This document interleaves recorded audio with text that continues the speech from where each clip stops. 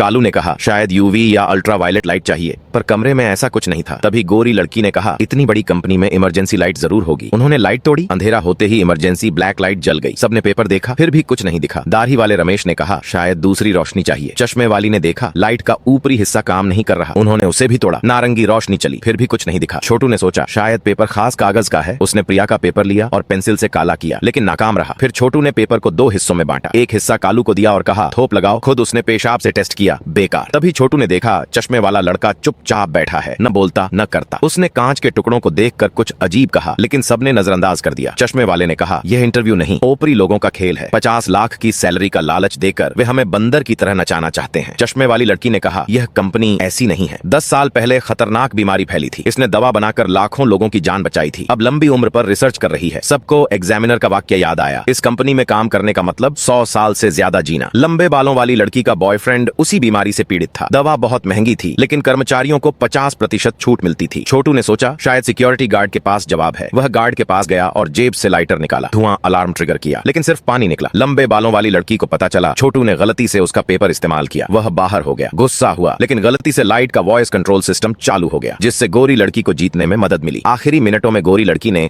चश्मे वाले की बात याद की। उसके चश्मे और लैंप शेड के टुकड़ों से पेपर देखा, सवाल ढूंढ लिया। सवाल वही था और समय के अंदर सही जवाब दिया। गोरी लड़की ने नौकरी जीत ली, लेकिन उसने कहा मैं ऐसी कंपनी में काम नहीं कर सकती जो इंटरव्यू में लोगों की जान खतरे में डालती है। एग्जामिनर ने बताया सब कंट्रोल में था। कालू की चोर दवा से ठीक हो गई। कंपनी सेल रीजनरेशन की दवा बना रही थी। आखिर में गोरी लड़की ने कंपनी ज्वाइन कर ली।